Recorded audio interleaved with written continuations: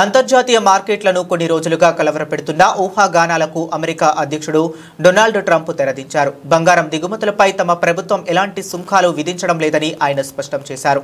ఈ మేరకు ట్రంప్ తన సోషల్ మీడియా ప్లాట్ఫామ్ ట్రూత్ సోషల్లో ఒక వాక్యంతో బంగారంపై సుంకాలు ఉండవు అని పోస్ట్ చేశారు. దీంతో పసిడి వాణిజ్యంపై నెలకొన్న గందరగోళానికి తెరపడినట్లయింది.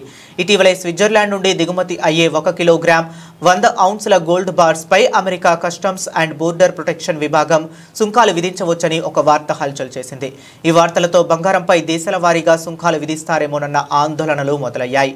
ఈ రకం గోల్డ్ బార్స్ ను కమోడిటీ ఎక్స్చేంజ్లో ఫ్యూచర్స్ కాంట్రాక్టుల కోసం, అలాగే ఆభరణాల తయారీ, పారిశ్రామిక అవసరాల కోసం ఎక్కువగా వినియోగిస్తారు. సుంకాలు విధిస్తే అంతర్జాతీయంగా బంగారం సరఫరాపై ప్రతికూల ప్రభావం పడుతుందని స్విస్ తయారీదారుల సంఘం కూడా ఆందోళన వ్యక్తం చేసింది. ఈ నేపథ్యంలో ట్రంప్ తాజా ప్రకటనతో మార్కెట్ వర్గాలు ఊపిరి పీల్చుకుంటున్నాయి. బంగారంపై స్పష్టత వచ్చిన సమయంలోనే చైనాతో వాణిజ్య వివాదం విషయంలో ట్రంప్ మరో కీలక నిర్ణయం తీసుకున్నారు. చైనా ఉత్పత్తులపై టారిఫ్ల గడువును మరో 90 రోజులు పొడిగిస్తూ కార్యనిర్వాహక ఉత్తర్వుపై సంతకం చేశారు. వాస్తవానికి ఈ గడువు ఆగస్టు 12వ తేదీ అర్ధరాత్రితో ముగియాల్సి ఉంది. అమెరికా సోయాబీన్స్ కొనుగోళ్లు 4 రెట్లు పెంచాలని చైనాను కోరిన మరుసటి రోజే ట్రంప్ ఈ నిర్ణయం తీసుకోవటం గమనార్హం.